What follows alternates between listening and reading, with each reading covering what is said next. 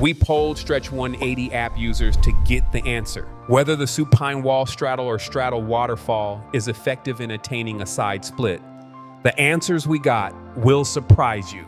To keep the answers unbiased, all the people who were polled are newcomers to Stretch 180 app and are not EasyFlexibility practitioners. People polled were the ones who answered yes to the original question of, have you used or are you using now the Supine Wall Straddle to help with your side split?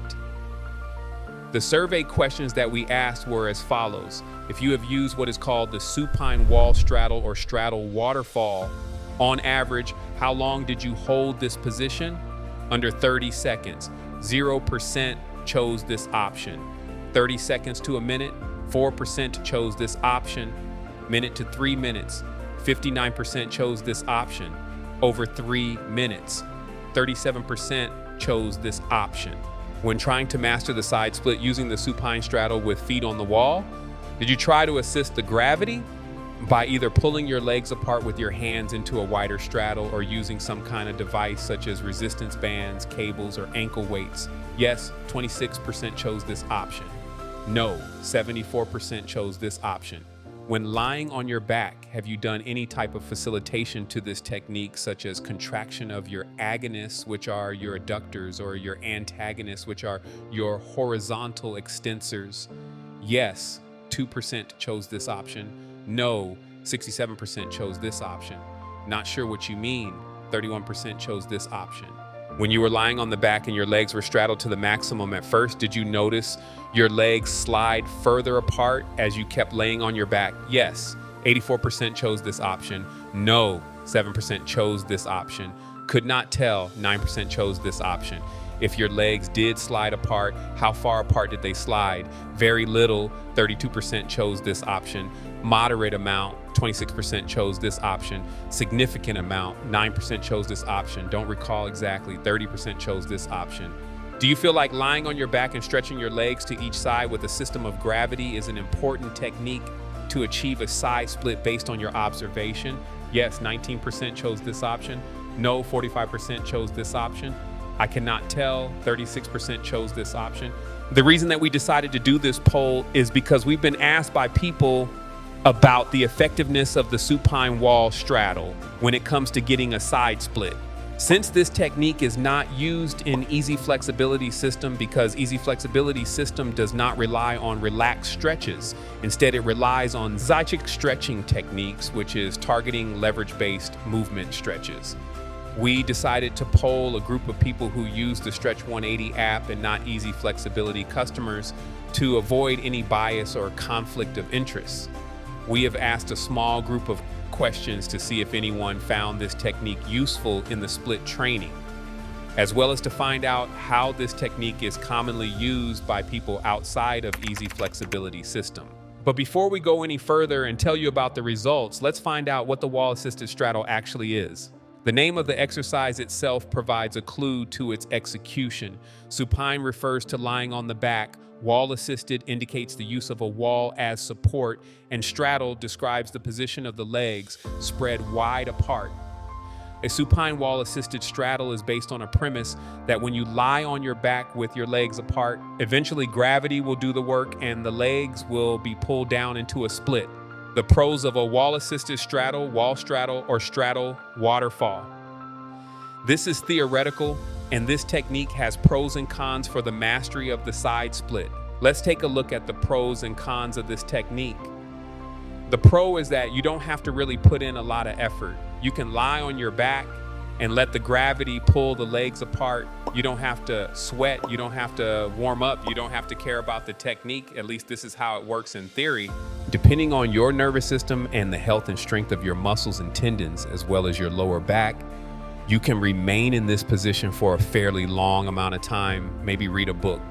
Length of time in a specific position may not transfer into flexibility gains, but if your body is comfortable and you don't feel like you are experiencing any discomfort, you can stay in this position as long as you want, possibly fall asleep.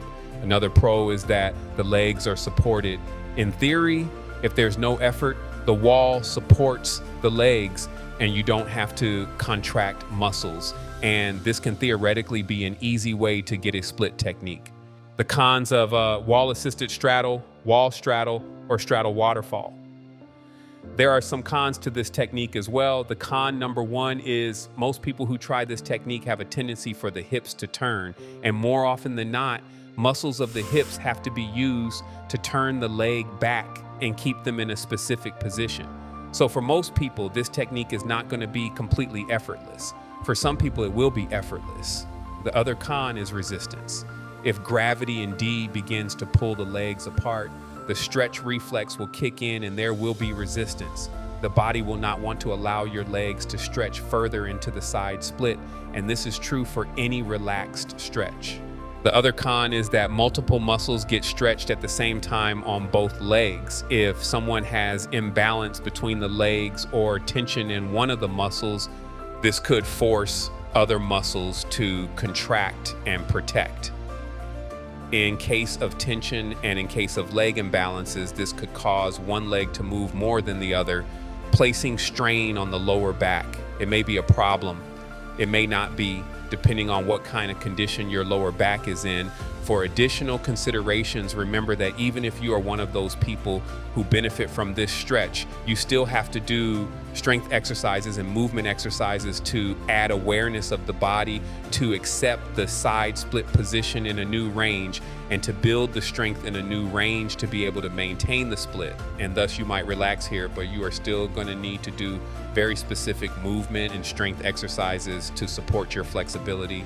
Even with Zaichik Stretching Techniques, you get very flexible from them, but if you don't support the ZSTs with specialized strengths and movement exercises specific to splits training, you don't get much retention from the flexibility. Lazy stretching such as the wall assisted straddle might help you a little bit, but it's not going to allow you to see progress from session to session if you don't support that flexibility. So whether you like it or not, you are still going to have to get off your back and do exercises specific to splits. And if you don't, you might keep doing that stretch forever and not getting your full side split. You can try this stretch for yourself, or if you have and you did not get the results that you want, you are welcome to try our EasyFlexibility splits training programs that have been designed to get you your splits fast, safe, and easy. We invite you to try a Zaichik stretching technique called ZST from the EasyFlexibility system right now that will help you with your splits training. For content, we're targeting the medial hamstrings, semitendinosus, and semimembranosus. So here we're going to lie down on the side. We're going to bring the leg up. We're going to grab the foot of the ankle. The knee slightly bent to begin with. Okay? And from here, as our leverage, we're going to extend, come back, pull over.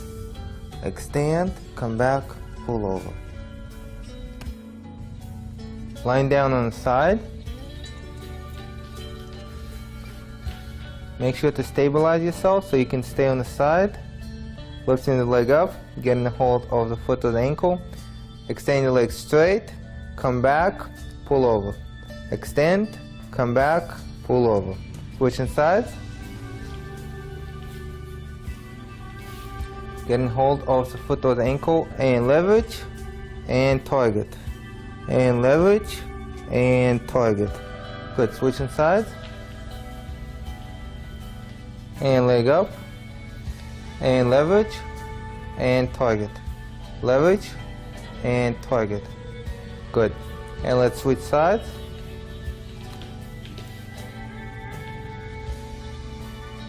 And leverage, target, leverage, target.